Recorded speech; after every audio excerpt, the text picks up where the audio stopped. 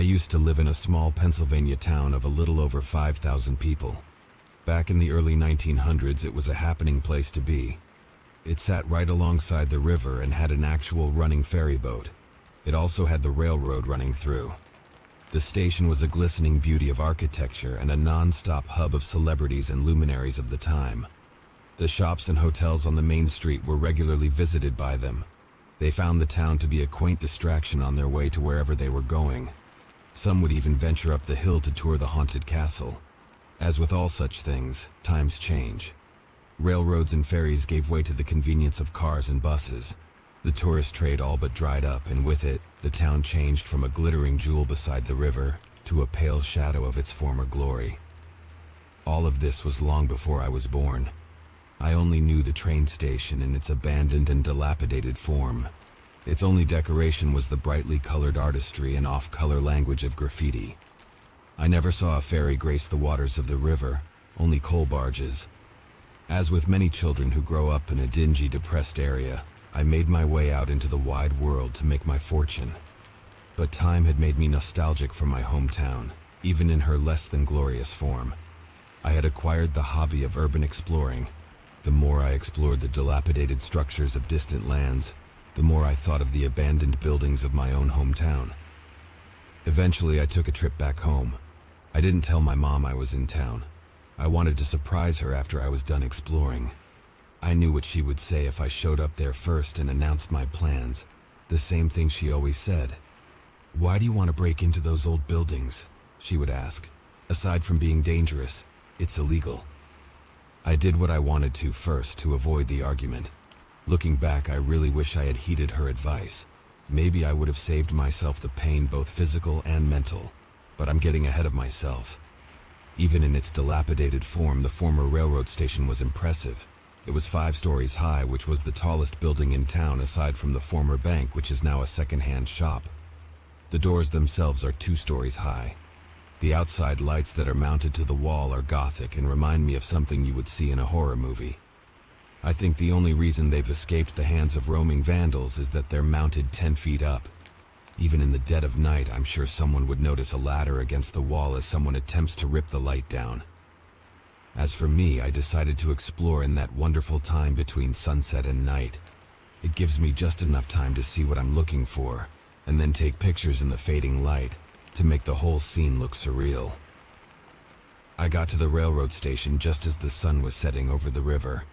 I paused and wondered at the beauty that can appear even in the mundane. I circled around the building twice, searching for any weaknesses where I might be able to enter. The signs posted on each side said, "Warning, this building is owned by the government and is monitored by video surveillance. No trespassing under penalty of law." The sign punctuated its point with a video camera picture that seemed to follow you wherever you went. I took out my phone and snapped a few pictures of the outside and the windows around the back that were covered with bars in a crisscross pattern. I zoomed in and studied them, looking for a way inside. After a bit of study, I found it. One of the windows had been shattered but was still protected by the bars on the outside.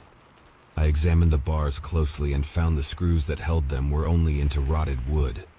I pulled out my small crowbar and soon I was able to squeeze inside.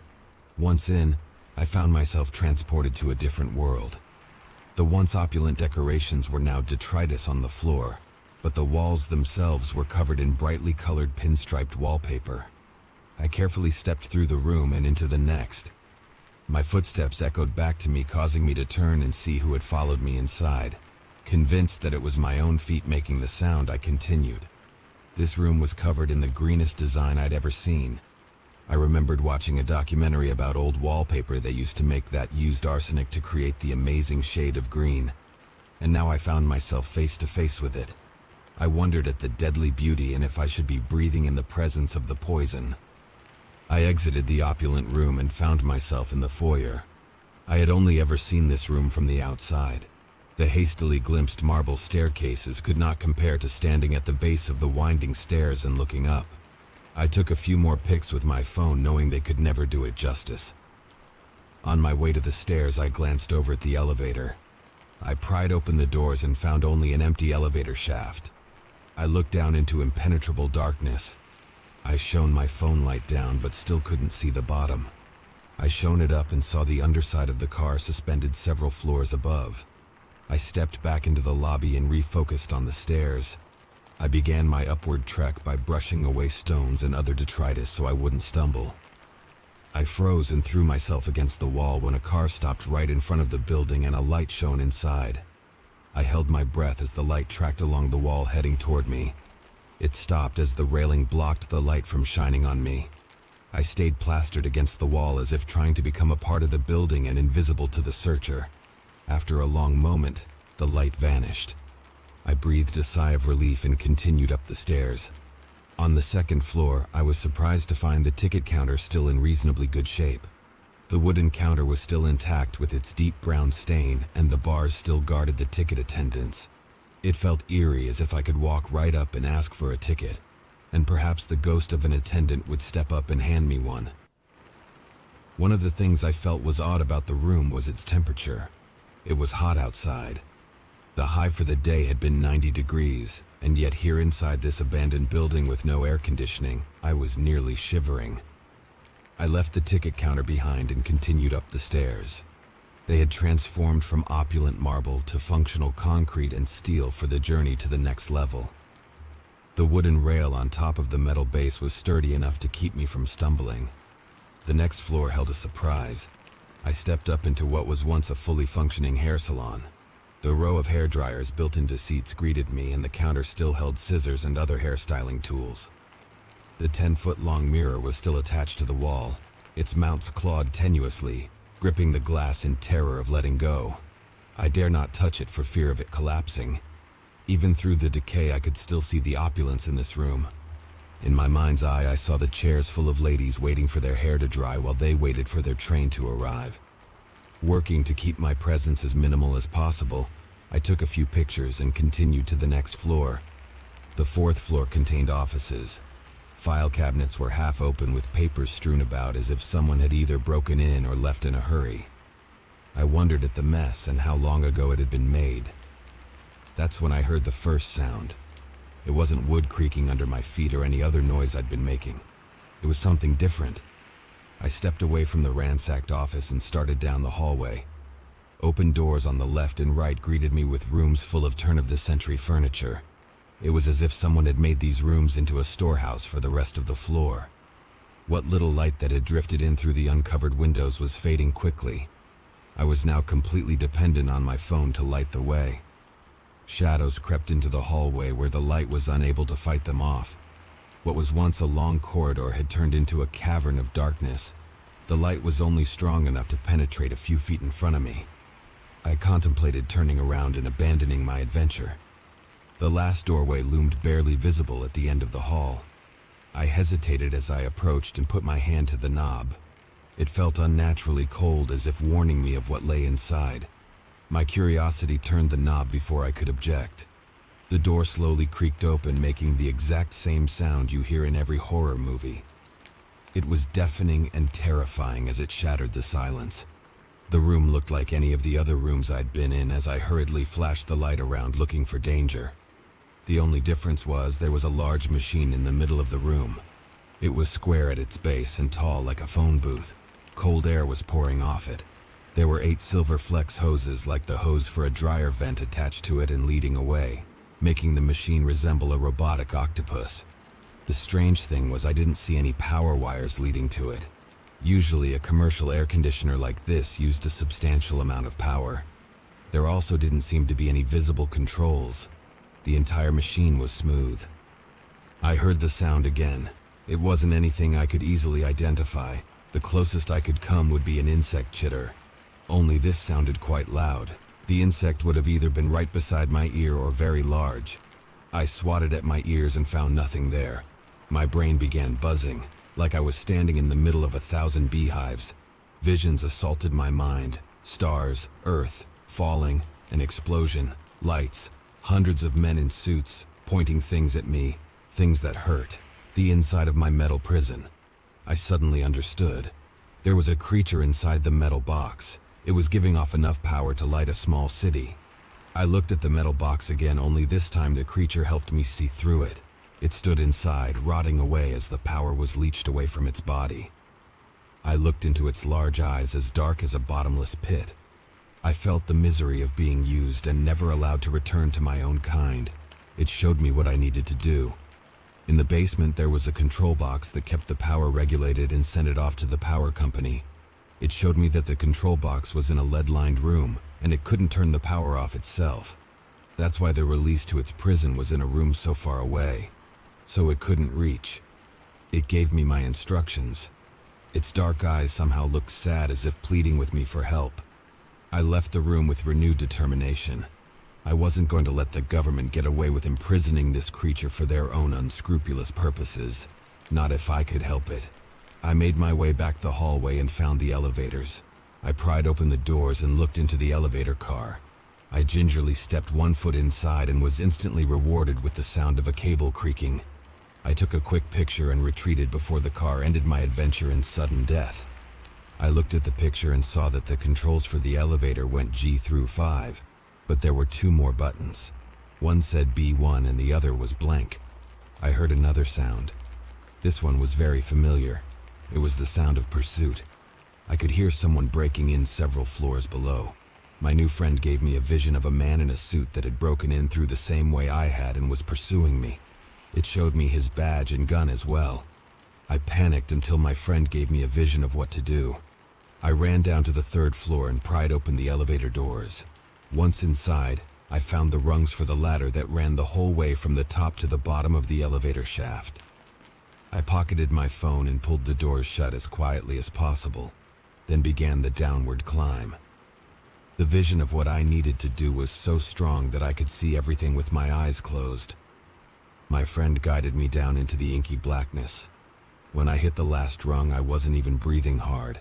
My friend was able to help me with stamina as well. I pulled out my phone, turned on my light, and opened the door that said restricted. My friend guided me through a series of lefts and rights in the damp, musty basement until I reached a large metal door that read, "No admittance." There was an electronic keypad on it. The numbers 1, 4, 2, 6 entered my mind and I punched them in. The door swung open. I stepped inside and nearly passed out as my friend's presence left me. I didn't realize how much it had been helping me until its influence was blocked. I still knew what to do. I had to look for a large handle with the number 5 on it and turn it off. I looked around the room and saw dozens of handles. I searched each one of them for the number 5 until I finally found it. I smiled and put my hand on the handle. "Freeze!" yelled a man in a suit, pointing a gun at me. "Do not pull that handle or I will fire. Slowly back away." I put my hands up and did as he said. "You should be ashamed of torturing a poor innocent creature like that to get free power," I said. The man chuckled. It was only then I noticed he was wearing a small helmet. It was barely more than a beanie. "So that's the ruse it's using now?" he said. "What ruse?" "That it's being held captive against its will, and we are some horrible people who are using it for some heinous reason." "You are," I said. "How long has it been a prisoner?" "Not long enough, apparently," he said. "I'll tell you what, kid, I'll prove it to you." "How are you going to do that?" "Step out here," he said, backing out of the room. He backed a good 10 feet away from the door and holstered his gun. "There, kid," he said. "Just step out of the door and I won't try anything."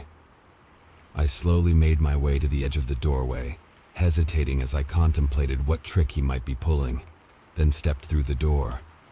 I had barely made it through the doorway when my mind was assaulted. I grabbed my head and collapsed to the floor as the creature sent images flooding into my brain. Anger, raw fury that I had failed to pull the switch. Visions of me rushing the agent, grabbing his gun and shooting him full of holes, then running back into the room and turning off the switch.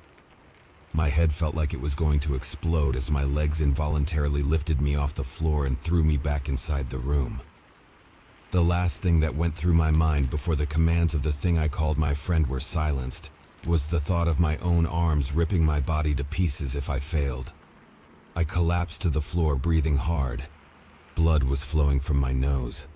I didn't know if it was from falling or from the psychic overload placed on my brain by the monster that was my puppet master. The man had re-entered the room. "Now do you understand?" "Not completely," I said. "Why can't it control you?" He tapped the helmet on his head. It blocks all of its transmissions. Do you happen to have another one of those? He reached into his pocket and pulled out what looked like a beanie and tossed it to me. I put it on, wondering if I hadn't traded one form of mind control for another. Let me guess, he said. It showed you a vision of a bunch of agents surrounding it. Yes. All of those agents are dead, he said. That creature killed them all in such a brutal and disgusting way before we were able to capture it. But if these hats are able to shield us from its influence, why didn't the metal box it was in protect me? You misunderstand, he said.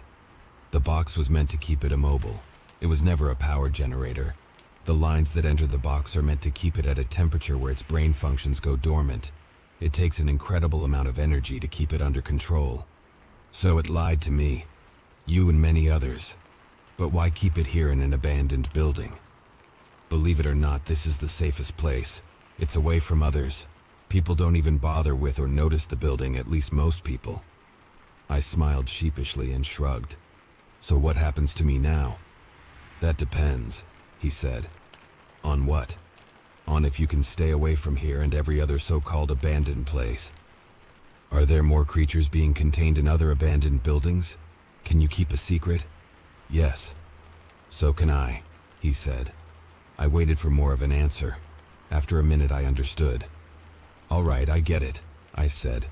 Does that mean I can leave? He stared at me for a long moment. Get the hell out of here, he said, aiming his thumb over his shoulder. And don't let me see you anywhere near here again. I started for the door. What'll you do? I said. Fix this containment unit before it pulls in another idiot like you, he said. I hesitantly stepped through the door.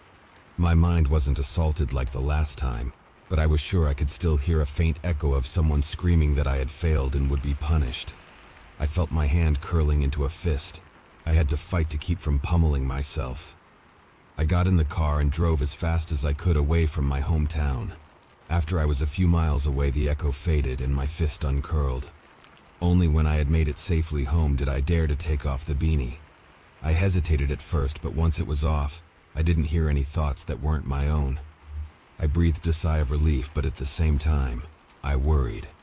I didn't know how many of those things were out there hidden among the detritus of modern life, just waiting for someone unwary like me to unleash a monster.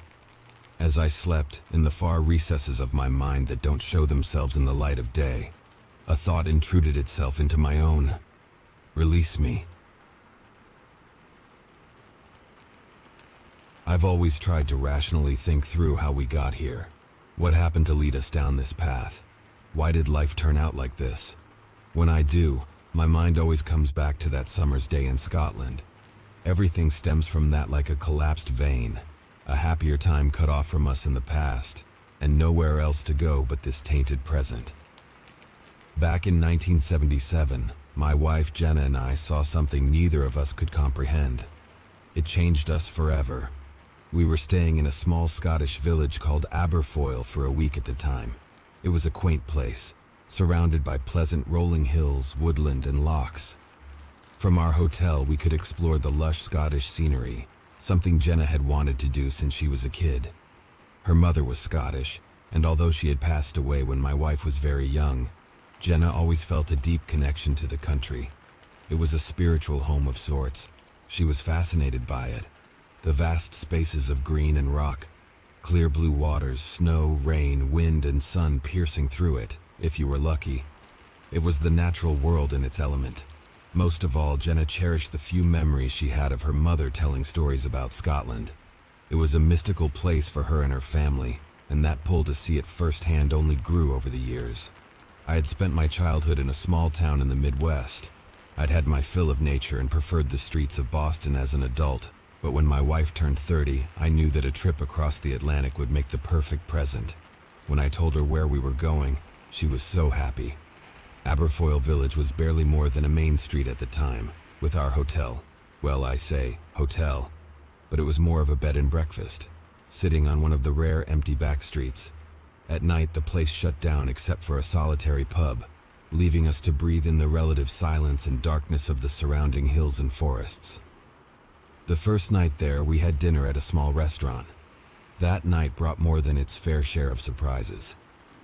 The first was when I surprised Jenna with a silver bracelet engraved with a suitably soppy message on the underside. But that wasn't where the unexpected ceased. Jenna then dropped the biggest surprise of all. She was pregnant with our first child.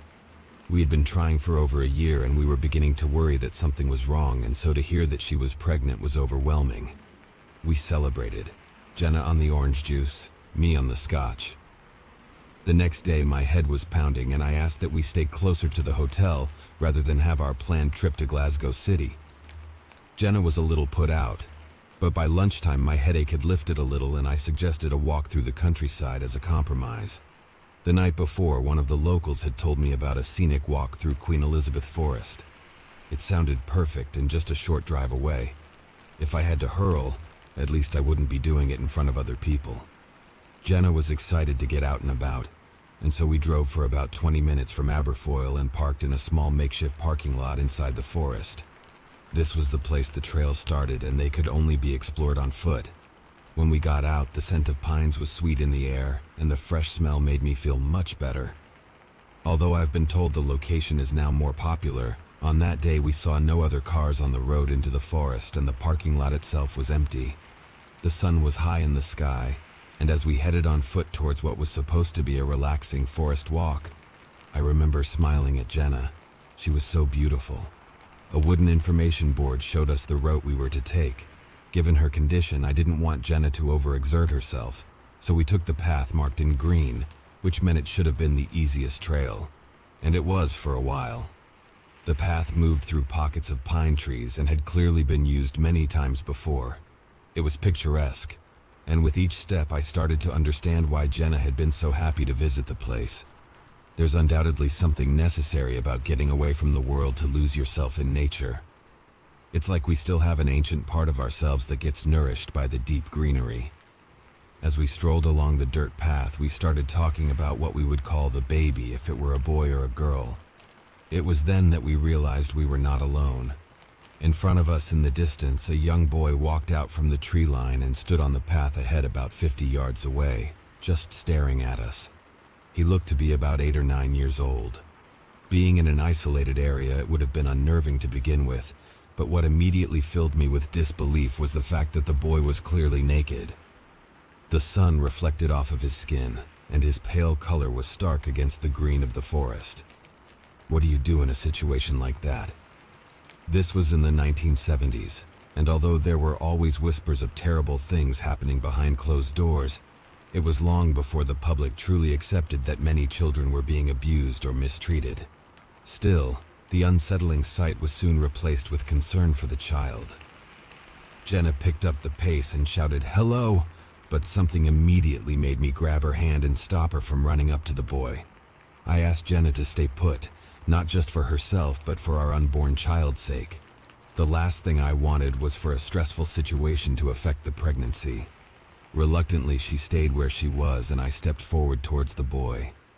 As I drew closer, I realized just how pale and emaciated he was, as though he had been kept somewhere, malnourished and away from sunlight for some time. "Are you okay?" I asked. "Where are your parents?" He just looked at me, the skin beneath his eyes darker than the surrounding skin. Cautiously, I moved closer with my arms open so as not to scare him. "Let us help you. Maybe we could take you to the police or help you find your parents." The closer I got, the more I felt the uncertainty of the situation. There was something very wrong with the boy. I expected him to move back or show some sort of fear, but he didn't. In fact, I was sure that a subtle grin momentarily flickered across his face before returning to the same somber expression as before. By this time, I was standing straight in front of him. I asked him, "What's your name?" Again, he said nothing, but now he was looking intently into my eyes, and that gaze carried with it nothing but menace. The boy then reached out his right hand and touched the center of my chest. The touch of his fingers left me unsure of myself. I turned to look back at Jenna down the path to ask her what I should do. As I turned, I heard a rustling sound, and when I looked back towards the boy, he was no longer there. I followed the rustling to the side of the path. The ground dipped down into a slight incline. There, the trees and bushes created thick clumps of leaves and branches. It looked difficult to traverse, and I thought that the boy's naked skin must have been scraped and cut to pieces running about in there. It was so dim between the trees, a tangled green mess. Waiting for a moment, I listened. There was nothing other than the occasional creak of a branch swaying in the gentle breeze. Above, the sun shone down directly onto the path, but just a few steps forward and I would have been engulfed by the dark of the forest. The difference in light was stark in my mind, and although I wanted to help the kid, everything about the situation left me in a wary state of mind. Seeing no sign of the boy, I walked back to Jenna. She asked where he was. I said I didn't know and told her that he disappeared into the forest when my back was turned. Jenna looked pale and she gave me a look I knew only too well. I'd seen it a few times over the previous few years. Something was on her mind and she just had to get it out. Jenna looked me straight in the eyes and said, "I never saw the boy leave the path." She insisted that it was as if he had just vanished. One moment he was there, the next he was gone. I was caught in a difficult situation. This was long before the common cell phone. One of us needed to alert the authorities that there was a young boy stranded in the woods, running around as naked as the day he was born. Considering how deep and thick the section of forest around us was, he could easily have fallen and hit his head on a rock or later died of hypothermia when the night came. There was only one thing we could do. One of us would have to stay put in case the kid needed help, while the other would walk back to the car, drive into Aberfoyle and raise the alarm. There was no question that I would stay in the forest, but I didn't feel right about letting Jenna go back to the car by herself. Even if she hadn't been pregnant, I wouldn't have liked it.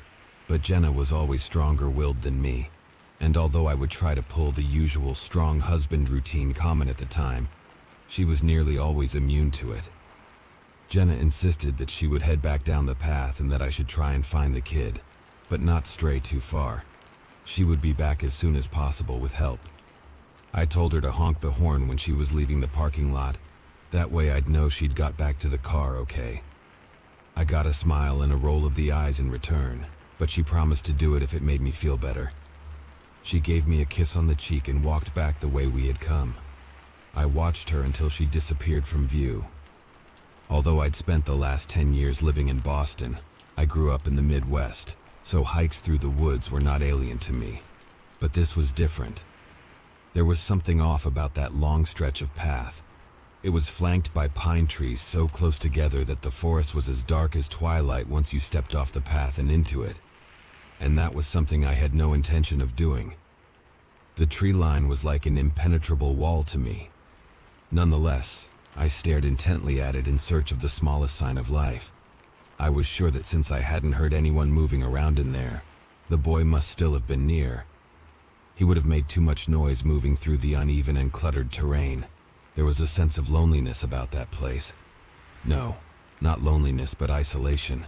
Like it was an arm cut from the body of the world.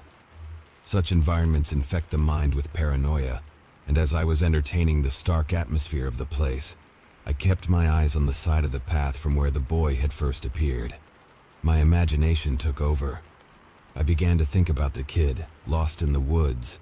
I thought about how he'd gotten into such a situation, and those thoughts were too dark to dwell on. I turned my mind to a lighter explanation. Maybe there was a loch nearby and he was swimming there with his friends, I thought. They took his clothes as a prank and then he'd followed the path trying to get back to town. Yes, that made sense. It must have been something like that. But why did he not speak to me? And what of his skin? It was unusually pale, and that flicker of a smile on his face. It plus caused me doubt just to think about it. Continuing my vigil, I wondered why Jenna hadn't honked the car horn yet as she left the parking lot. I was sure she should have made it back there by then. That's when I thought I saw movement. I didn't know if it was a deer or the missing boy himself. Slowly, I stepped forward to the edge of the path and peered in. The quiet of the place took over, and I stared steadily for any hint of movement. I was so focused that I had no time to react to the real danger. Something walked out of the woods from behind me at speed. I barely had a moment to turn, and when I did, something large and white put its hands on me. It knocked me from the path, and as I fell down the incline into the trees and bushes in front, a searing pain cut across my vision. A branch of pine needles scratched across my left eyeball, leaving me unable to see out of it. Instinct kicked in and I fled deeper between the trees, the branches cracking and prodding around me as I did so. Blood and tears oozed from my injured left eye, and as I looked back momentarily with my right, I saw standing on the sunlit path, two people, a man and a woman. Both were naked, and their skin was as white as the boys I had seen, gleaming in the summer sun. Both figures stepped forward towards where I was, and I quickly attempted to hide within the cutting embrace of a large pine tree, but it was clear that they could see me somehow. It was at that moment that I heard the distant sound of a car horn. A sense of relief cut through my adrenaline. I could at least be happy that Jenna had made it back to the car without incident, hopefully out of the forest and away from my attackers. The man and woman stared at me through the trees, their gaze dark and malevolent, angry even. When he and the woman moved towards where I stood, I panicked and picked up a moss-covered rock on the ground at my feet. It was the only way to protect myself. I watched, anticipating their movements, waiting for them to attack. The woman spoke to the man, and her words were unlike any I had heard before. It wasn't just the language that confused me, but I'm uncertain how any human could make such a sound. Beneath the words, there was an unusual noise. Each word lay on top of a breath, like a storm swelling and pushing through a constricted space. The man answered with a lower yet equally airy voice. There we were, waiting. I might not have understood the language, but I knew they meant to harm me, and for the first time the thought that I might never leave that forest alive rose up in my mind. Just as the man finally lurched towards where I was, my heart began to race. If the sound of Jenna striking our car horn had made me feel more at ease, the second time it sounded put me on edge. When the horn sounded for a third, and then a final fourth time, I knew something terrible had happened. Jenna needed help. There was no time for dialogue. These people, whoever they were, had undoubtedly hurt that boy we had encountered, and now they were hell-bent on hurting me and my wife. Who knew how many of them there were? I had to get back to Jenna to make sure she was okay. The man continued moving forward, the pine branches breaking against his skin. When he reached me, I leapt forward and swung the rock in my hand with all of my might. When it contacted his head, I was certain I had killed him. Something cracked inside his skull. I felt it. Blood sprayed across me and he staggered back onto the trail. I will never forget the piercing, inhuman scream the woman let out when she leaned over to help her bloodied companion. The man's pale white face had come apart from the attack, his features now a flap of skin hanging from the side of his head. The woman stood up to come at me, and shocked at what I had done, I ran back down the path. Looking back with my one good eye, I could see that she was still with the man's crumpled body, and so I focused purely on reaching Jenna. When I got to the parking lot, I wasn't sure what I saw at first. The car door was open and Jenna was lying in the driver's seat. A small, pale white figure was hunched over her doing something. As I ran to the car, the figure, who I could now see was the boy we had first encountered, let out a screech and held a bloody mess in his hands. I was too late. The boy scampered off towards the surrounding forest, but as he reached the tall grass just before the tree line, he stopped. Crouching down, he turned and stared at me, his white skin bleached red with my wife's blood. I didn't care if I was going to die. I took a deep breath and turned to look at what he had done to my wife. She was sitting in the driver's seat, her eyes glazed, but I didn't understand. She was looking at me in a daze, smiling. There was no blood, no visible wound that I could see. "I dreamt about our child," she said. Then she lost consciousness.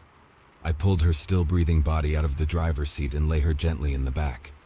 She was talking to herself, mumbling something as though she were in a deep, confusing dream.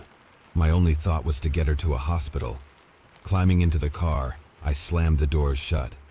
All the while, the boy covered in blood, nestling something in his hands, stared at me from the tall grass. But he was no longer alone. The man and woman I had encountered on the path were with him, and the man, though he bore a scar down the side of his cheek, looked as though his entire face had been sewed back on. They watched silently as I drove out of the parking lot, and I was left with the uneasy feeling that they allowed me to leave. Jenna recovered in a local hospital, and to my complete surprise and joy, our baby was still alive and healthy inside of its mother. We spoke with the local police. Of course, no one believed us, and why would they? There wasn't a scratch on Jenna, and bizarrely, even the blood which had sprayed across me during my fight on the forest path had vanished like disappearing ink. When I asked Jenna about what happened at the parking lot, she said all she remembered was a flash of white on the windscreen, as if something had jumped up on the hood of the car. Then nothing. But she did say she dreamed about a crying baby. Months later, when we were back in Boston, Jenna gave birth to our son. He was beautiful. We were happy. For a few days. To our horror, just a short while after getting him home, his skin began to change color, like food going bad because of the air. His skin darkened as he cried for his life. I called 911, but it was too late. He stopped breathing in Jenna's arms. We were overcome with grief I can't describe. Looking down at our beautiful boy, his skin now the color of mold, his eyes frozen open looking up at us. We heard the paramedics come into our home downstairs, but before they reached us, the miraculous happened.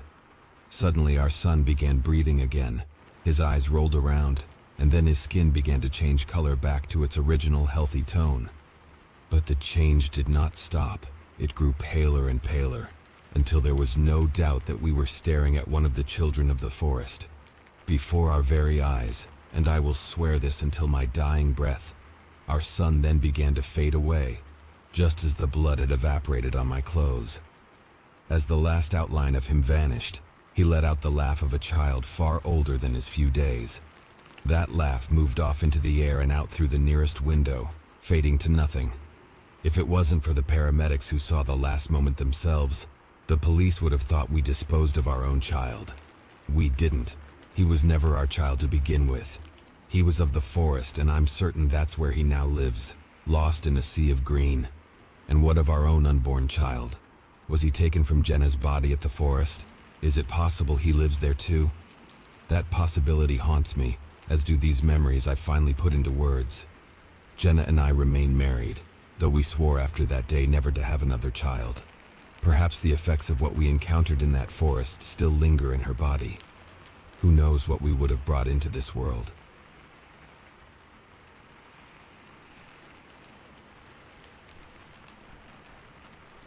The day I discovered the secret room started like any other.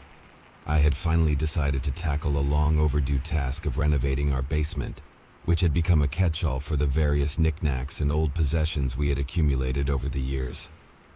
It was a Saturday morning, and I had set aside the entire weekend to clear out the clutter and transform the space into a functional workshop. As I descended the creaky wooden stairs into the dimly lit basement, I took a deep breath and surveyed the task ahead of me.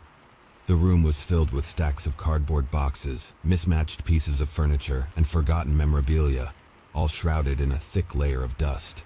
I donned my work gloves and decided to start in the farthest corner, where a particularly ominous-looking pile of boxes towered precariously. With a sense of determination, I began sorting through the dusty boxes, separating the items into piles to keep, donate, or discard. The process was slow-going and monotonous, but I found a certain satisfaction in unearthing long-lost treasures and memories hidden within the dusty containers. I was in the midst of sifting through a box of old family photographs when I noticed a faint draft coming from the wall behind me.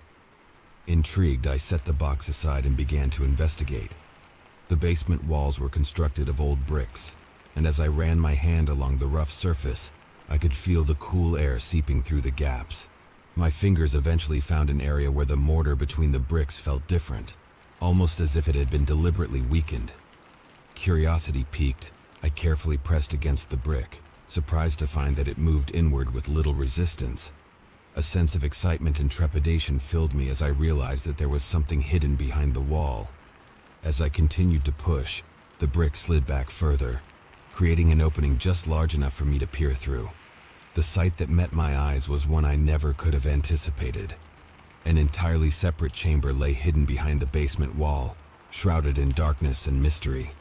The urge to explore this hidden space was irresistible, and so, with a mixture of excitement and anxiety, I widened the opening and ventured into the secret room that would change my life forever. As I entered the secret chamber, the faint light from the flickering candles cast eerie shadows on the walls, revealing a wealth of chilling and intriguing objects. The walls were adorned with faded murals depicting scenes of sacrifice and reverence, each painting telling a twisted tale of worship and fear. Ancient leather-bound books were scattered haphazardly across the cold stone floor. Their pages, yellowed with age, contained cryptic writings in languages long forgotten, accompanied by macabre illustrations that seemed to come to life as I glanced over them. Among the texts, there were diagrams of elaborate rituals and invocations, as well as depictions of the gods in their terrifying otherworldly forms. A collection of scrolls, parchments, and crude drawings were pinned to the walls, forming an intricate tapestry of arcane knowledge. Some showed maps of the stars and planets, while others detailed the anatomy of both humans and creatures too horrifying to be of this world. It was as if the room had been used as a study and a place of worship by someone deeply immersed in the dark arts. The chamber was filled with an assortment of peculiar artifacts that seemed to hold significant meaning. Obsidian daggers adorned with jewels and runes were placed carefully on an altar, alongside chalices encrusted with dried blood.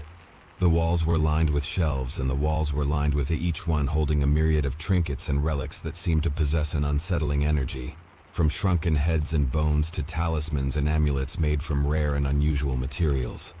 In one corner of the room stood a massive dust-covered mirror with a gilded frame. The glass was cracked, and it seemed to distort my reflection in a way that made me feel as though I was looking into a parallel, twisted version of reality. The mirror seemed out of place, yet somehow it felt like it belonged there, adding to the room's unsettling ambience. Despite the disarray, there was an undeniable sense of order to the chaos, as if the room was a carefully constructed labyrinth of knowledge and power, intended to be understood only by its creator. The more I explored the chamber, the more I felt the weight of the secrets it held, and the undeniable presence of the ancient gods, whose influence continued to linger in the darkness. After leaving the secret room, a sense of unease settled over me. My heart raced and my thoughts were consumed by the chilling images of the ancient gods and the cryptic texts that adorned the hidden chamber. I knew I should seal the room away and pretend it never existed, but curiosity gnawed at me, urging me to learn more of the mysterious space. I decided to start by doing some research on the house itself. I spent hours at the local library, digging through old records and newspaper clippings in hopes of finding a clue about the room's origins. My efforts eventually led me to the house's previous owner, a reclusive scholar named Henry J. Morrison, who had been deeply involved in the study of ancient religions and the occult. Feeling more determined than ever, I reached out to the local historical society, hoping to find someone who could shed light on the enigmatic basement chamber. My inquiries piqued the interest of an elderly historian named Margaret, who agreed to visit the house and examine the room firsthand. While waiting for Margaret's visit, I couldn't help but be drawn back to the secret room. I found myself spending hours poring over the ancient texts, examining the artifacts and tracing the intricate symbols on the floor. It was as if the room was calling out to me, urging me to uncover its secrets. When Margaret finally arrived, I led her to the basement and revealed the hidden chamber. Her eyes widened in astonishment and she immediately began taking notes and photographs, her excitement palpable. As we discussed the room's contents, Margaret shared her knowledge of the ancient gods, the rituals performed in their honor, and the dangers of meddling with their powers. She warned me of the potential consequences of disturbing the sanctity of the chamber, but I couldn't help but feel compelled to understand the room's purpose and the reasons for its concealment. Despite the warnings, I continued to be drawn to the secret room. The more I learned, the more I felt an inexplicable connection to the ancient gods and the dark forces they represented. It wasn't long after I began delving into the mysteries of the secret room that I started to notice a sinister change in my life. At first, it seemed like a string of bad luck, small accidents and inconveniences that I brushed off as mere coincidences. However, as the days went by, the incidents grew more frequent and more disturbing. One day, my best friend called me in a panic, explaining that he had narrowly escaped a devastating car accident. The brakes on his car had mysteriously failed, leaving him careening down a busy street and crashing into a tree. Miraculously, He emerged with only a few scratches, but the experience left him and me shaken. A few days later, I received a call from my brother. He had been hiking in a nearby forest when he slipped and fell, breaking his leg. The incident seemed unusual as my brother was an experienced hiker and knew the area well. As I sat by his bedside in the hospital, I couldn't shake the nagging feeling that soon after my best friend's daughter was bitten by a venomous spider, an encounter that would typically be rare in our region. She required immediate medical attention and spent several days in the hospital. The fear and pain in her eyes were a haunting sight that left me deeply unsettled. At work, a colleague of mine narrowly avoided a serious injury when a heavy shelf in the storeroom collapsed just moments after she had walked past. The incident left everyone on edge, and I couldn't help but feel responsible in some inexplicable way. As these misfortunes continued to plague the people around me, my own life seemed to be spiraling out of control. I would wake up in the middle of the night to the sound of shattering glass, only to discover that the windows in my bedroom had inexplicably cracked. My once thriving garden began to wither and die, and my once healthy pets felt ill without any apparent cause. The nightmares I experienced became more vivid and terrifying. The ancient gods from the hidden chamber seemed to taunt me, their twisted faces leering at me as they whispered dark promises and threats. Each night I would wake up in a cold sweat, my heart pounding, and the memories of the nightmares lingering in my mind. My relationships with friends and family began to suffer as the horrors continued. I became distant and withdrawn, consumed by the knowledge that something sinister was happening, and I was powerless to stop it.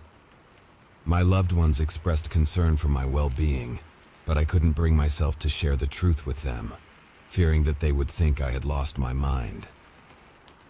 One evening, after a particularly harrowing day, I sat alone in my living room, staring at the entrance to the basement. I couldn't help but feel that the secret room was the source of the terrible events that had befallen my friends, family, and me. It was as if the ancient gods were punishing me for discovering their hidden sanctuary, and the only way to appease them was to uncover the secrets they held.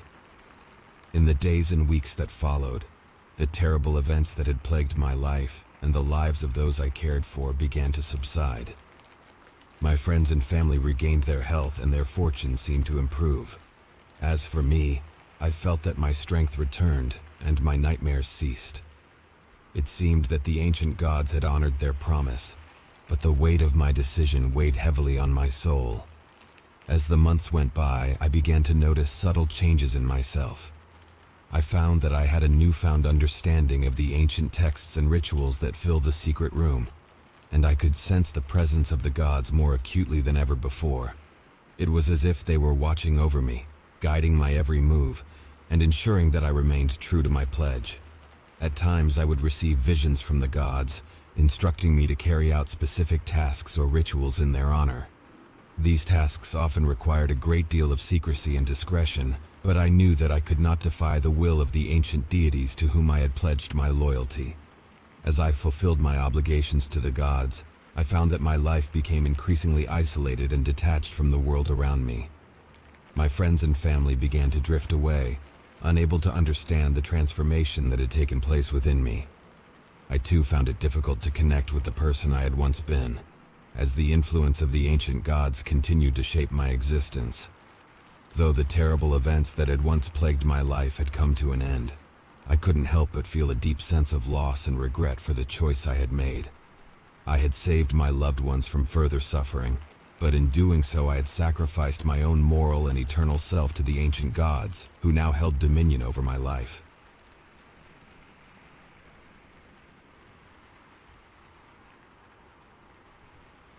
It was a warm, sunny day in October when I decided to take a solo hike through the dense forest behind my family's cabin. The vibrant autumn foliage painted the landscape in a breathtaking palette of reds, oranges, and yellows. Little did I know that my day would end in terror. As I trekked deeper into the woods, I stumbled upon an old hidden trail. Curiosity piqued, I decided to venture down this new path. The farther I went, the more the forest seemed to close in around me, casting a shadow of unease over my journey. After hours of walking, the trail led me to a clearing with an enormous, wind-outless concrete building. Razor wire fences and security cameras surrounded the structure. A faded sign above the entrance read, "Restricted area, authorized personnel only." My heart raced as I stared at the ominous building, a sense of dread creeping over me. Despite my instincts screaming at me to turn back, I couldn't resist the allure of discovering what lay within. Finding a weak spot in the fence, I squeezed through and approached the entrance. The door was locked, but an open vent at the base of the wall offered a point of entry. I crawled through the dark, claustrophobic space, my breath shallow and shaky. I emerged in a dimly lit hallway lined with heavy metal doors. The air was stale and a low hum vibrated through the walls. It felt like the building was alive, pulsating with some kind of unnatural energy. I cautiously opened the nearest door, revealing a small room with a single chair in the center. A strange machine was mounted to the wall, its purpose unclear. I felt it shiver down my spine and closed the door, moving on to the next room. This one contained a row of glass chambers, each housing a human figure suspended in a viscous green liquid. I gasped in horror as I realized these people were part of some monstrous experiment. I couldn't shake the feeling that I was in a place where the line between life and death was blurred. As I moved through the facility, I came across several rooms where different experiments were being performed. Each room was more horrifying than the last, revealing the depths to which the government was willing to go in their attempts to contact the afterlife. In one room, I saw a team of scientists huddle around a large glass chamber. Inside, a man was strapped to a table, electrodes attached to his temples. His eyes were wide with terror and his body convulsed as electric currents surged through him. I could see his brain activity spike and then plummet, as if they were trying to push him to the brink of death and bring him back again, over and over. I could only imagine the agony he was experiencing, trapped between life and death. Another room contained an even more chilling sight. Here, a group of individuals lay on gurneys, their heads encased in strange helmet-like devices. Tubes connected the helmets to a massive machine that emitted a low, ominous hum. As I watched, the expressions on the subjects' faces shifted from serenity to sheer terror. It was as though they were being forced to experience nightmarish visions of the afterlife, their minds subjected to unimaginable horrors. I also came across a room that appeared to be a laboratory dedicated to the study of psychic phenomena. Several subjects sat in chairs, their heads encased in metallic helmets connected to a network of computers. They stared blankly ahead, their faces conked and pale. Scientists scrutinized the data on the screens, seemingly oblivious to the suffering of the test subjects. I couldn't help but shudder at the implications of what they were trying to achieve, harnessing psychic powers to breach the barrier between life and death. In the final room, I saw something that will haunt me for the rest of my days. A large cylindrical tank stood in the center of the room, filled with a murky, swirling liquid. As I approached, I could see a figure suspended within, its features obscured by the fluid. The room was filled with a hum of machinery, and I noticed a series of cables connected to the tank, pulsating with energy. As I watched, the liquid began to churn violently, and the figure within seemed to twist and contort unnaturally. Suddenly, the room was filled with an ear-splitting scream emanating from the tank. The scientists in the room seemed unfazed, scribbling notes and adjusting dials on the equipment. I couldn't bear to watch any longer, and I flooded the room, the screens echoing in my mind. These were the horrifying experiments I witnessed within the secret government facility, each one more disturbing than the last. It was clear that they were willing to go to any length that unlocked the secrets of the afterlife, no matter the human cost. A sudden, piercing alarm blared through the building. Panic surged through me, and I knew I had to escape. I retraced my steps back to the vent, but hesitated as I heard footsteps approaching. I knew I couldn't risk being seen, so I slipped into the shadows, pressing myself against the cold, unforgiving walls. The sound of the footsteps grew closer, and I held my breath, praying they wouldn't spot me. As the footsteps faded into the distance, I noticed a map of the facility and a wall nearby. I quickly scanned it for an alternate escape road, as falling upon a series of underground tunnels used for waste disposal. It was risky, but it was my best shot at getting out undetected. I located the nearest access point and made my way there, avoiding security cameras and patrols along the way. The tunnel entrance was hidden behind a metal grate, which I managed to pry open with a discarded crowbar I found nearby. I descended into the darkness, the stench of decay and chemicals assaulting my senses. The tunnel was narrow and dank, but I crawled through the filth driven by the desperate need to escape. As I made my way through the maze-like tunnels, I heard the muffled sounds of pursuit above me. They were searching for me, but I hoped the tunnels would lead me far enough away from the facility to evade capture. After what felt like an eternity, I saw a faint light up ahead. It was the exit. I crawled faster, my heart pounding in anticipation. But as I approached the exit, I heard the distant rumble of an approaching vehicle. I had to act quickly. I emerged from the tunnel, finding myself on the edge of the forest. The sounds of pursuit were growing closer, so I scrambled up a nearby tree, concealing myself in the foliage just as a patrol vehicle pulled up to the tunnel exit. The armed men exited the vehicle and began to search the area, their flashlights cutting through the darkness. I waited in terror, my heart palming as I clutched the branches, praying they would look up. After a tense few minutes, the men returned to their vehicle, apparently convinced that I had eluded them. The vehicle roared away, and I allowed myself a moment to breathe. Once I was sure they were gone, I climbed down from the tree and began the long, treacherous journey back to my cabin. I moved cautiously through the woods, avoiding the main trails and using my knowledge of the area to stay hidden. With every step, I felt the weight of what I had discovered bearing down on me, but the fear of being caught propelled me forward. I knew I could never truly be safe.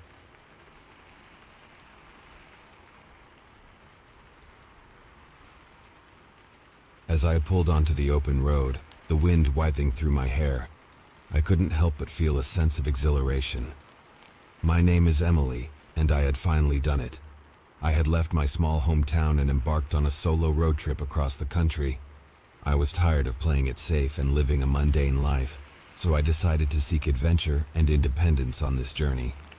The sun was setting as I drove along the desolate highway, the colors of the sky melting together into a breathtaking painting. The radio was my only companion, occasionally interrupted by the hum of my car's engine. Just as I was losing myself in the beauty of the landscape, I noticed a figure standing by the side of the road, his thumb outstretched. He looked tired, a little disheveled, but there was something magnetic about him. I hesitated for a moment, aware of the potential danger of picking up a stranger, but something inside me whispered that this was the kind of adventure I'd been seeking, and I couldn't let it pass me by. So I slowed down and pulled over, rolling down the passenger side window. "Hey there," I called out to him. "You need a ride?" He flashed me a grateful smile. It seemed to light up his whole face. "Yeah, that would be amazing. Thanks," he replied as he climbed into the car. I took a closer look at him. He was quite handsome, with piercing blue eyes and a chiseled jawline. His charm was undeniable. "I'm Emily," I said, extending my hand. "David," he replied, shaking my hand firmly. "Nice to meet you. We hit it off right away." As we drove, David regaled me with stories of his own travels, filled with fascinating details that painted vivid pictures in my mind. I couldn't help but be drawn to his charismatic nature. As the day turned to night, we decided to stop at a motel to rest. We checked in and agreed to reconvene in the morning to continue our journey. Alone in my room, I couldn't help but feel a spark of excitement at having met David. Our road trip was finally turning into the adventure I had hoped for. But as I flipped through the channels on Motel's ancient television, I stumbled upon a news report that sent chills down my spine. There had been a series of brutal murders occurring along the same road we were traveling. The killer was still at large, and the entire area was on edge. I tried to shake off the uneasy feeling that settled in my chest, reminding myself that David was just a kind stranger who needed a ride. There was no reason to be afraid. As we continued our journey, I couldn't help but notice small inconsistencies in David's stories. The details seemed to shift, and sometimes he seemed to forget what he had told me earlier. It nagged at the back of my mind, but I tried to dismiss it as innocent forgetfulness. After all, he was just a traveler like me was an E. It was at a gas station where everything changed. As I went inside to grab some snacks and pay for the gas, I couldn't help but notice the newspaper on the counter. The front page displayed a chilling headline about the highway butcher, the serial killer responsible for the recent string of murders. My heart skipped a beat as I picked it up, scanning the article. There, just below the headline, was a police sketch of the killer. My blood ran cold as I realized the face staring back at me was hauntingly similar to David's. Panic surged through me, but I forced myself to remain calm. I had to find a way to contact the police without alluring David to my suspicions. Back on the road, I fumbled with my phone, trying to discreetly send a message to my friend back home, asking her to call the police on my behalf. As the minutes crawled by, I could feel David's gaze on me, and I sensed that he was growing suspicious of my behavior. My heart raced as I realized that he had become eerily quiet. The stories had ceased, and there was a tension in the air that I couldn't ignore. The next time we stopped at a small diner for a meal, I excused myself to the restroom and frantically called the police myself. I whispered into the phone, explaining my situation and begging them to help me. But when I returned to our booth, I found David sitting there with a sinister smile on his face. He had discovered my secret, and the look in his eyes told me that I was in grave danger. As we left the diner, he took my phone from me, crushing it under his boot. It was then that David confirmed my worst fears. He admitted that he was the highway butcher and that I had unwittingly become his hostage. He forced me back into my car, demanding that I continue driving, with the terrifying knowledge that I was now at the mercy of a ruthless serial killer. The atmosphere inside the car was suffocating, thick with dread and fear. David's once charming smile now sent shivers down my spine. I could feel his eyes on me, watching my every move as I gripped the steering wheel. As we drove, David began to reveal his twisted motives behind the murders. He spoke of his disillusionment with society, his belief that he was cleansing the world of its darkest elements. He reveled in the power it gave him, the sense of control he felt over life and death. I knew that to have any chance of survival, I needed to manipulate David into letting his guard down. So I feigned empathy, nodding along with his ramblings, pretending to understand his twisted point of view. I hoped that by gaining his trust, I would have a chance to outsmart him and escape.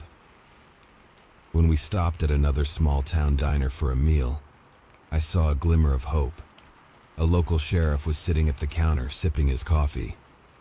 My heart pounded in my chest as I tried to devise a plan. As David was distracted by his meal, I slipped a hastily written note onto the counter, praying that the sheriff would notice it and understand my plight. Luck was on my side, and the sheriff saw the note. I could see the concern in his eyes as he read it, quickly excusing himself from the diner. My heart swelled with hope, knowing that help was on the way. It wasn't long before a manhunt was underway. The local authorities were mobilized, scoring the area for any sign of David and me. He seemed unaware of the pursuit, but I knew it was only a matter of time before he realized that we were being hunted. During a high-speed chase on a winding country road, I saw my opportunity to break free from David's crass. I knew I had to act fast as my life hung in the balance. I summoned all my courage and slammed my foot down on the accelerator, the car lurching forward with a sudden burst of speed. "What the hell are you doing, Annalie?" David snarled, gripping the door handle tightly. I didn't answer, instead focusing on maintaining control of the car as I swerved around tight. My heart raced, adrenaline surging through my veins as I prepared to make my final move. In an act of sheer desperation, I jerked the wheel to the side, sending the car careening off the road and crashing into a tree. The impact was jarring, and I felt pain shoot through my body, but I knew I had to keep going. Dazed and injured, I stumbled out of the wreckage, my vision blurry and my body aching. I knew that I had to keep moving, as every second counted. David emerged from the car as well, his face twisted with rage and determination. "You won't get away from me, Emily!" he screamed, giving chase as I began to run. My legs were weak and my breath came in ragged gasps, but I forced myself to keep going. I could hear David's footsteps behind me closing in, and I knew that I had to be clever if I wanted to survive this nightmare. I darted into a dense thicket of trees, hoping to confuse him and buy myself some time. As I ran deeper into the woods, I noticed a partially hidden cave, its entrance obscured by overgrown foliage. Esperant, I scrambled inside, praying that David wouldn't find me. As I crushed in the darkness, listening to the sound of his footsteps drawing nearer, I knew that I had to confront him. I couldn't keep running forever. I had to find a way to outsmart him and bring this nightmare to an end. When David finally entered the cave, his eyes wild and his breath heavy, I knew it was now or never. Summoning all my remaining strength, I lunged at him, catching him off guard. We grappled in the darkness, our struggle echoing off the cave walls. I could feel his grip tightening around my throat, the air leaking my lungs, but I refused to give in. In one last desperate attempt to overpower him, I managed to kick him in the knee, causing him to stumble and lose his grip on me. Gasping for breath, I seized a heavy rock that lay nearby and brought it crashing down on his head, knocking him unconscious. Exhausted and shaking, I stumbled out of the cave, finally free from David's clutches. The sound of sirens filled the air as the authorities arrived on the scene, alerted by the crash and the ensuing chase. They apprehended David, praising me for my resourcefulness and bravery. As I sat in the back of an ambulance, nursing my injuries, I couldn't help but feel a bittersweet sense of relief. I had survived my encounter with a highway butcher, but the experience had left me forever changed. I knew that I could never go back to the person I was before, the naive girl seeking adventure without understanding the darkness that could lurk around every corner. My road trip had taken an unexpected turn, and I knew that it was time for me to return. I needed to heal both physically and emotionally, and find a new path to self-discovery. One thing was for certain, though. I would never forget the harrowing journey that had pushed me to the very limits of my strength and resilience.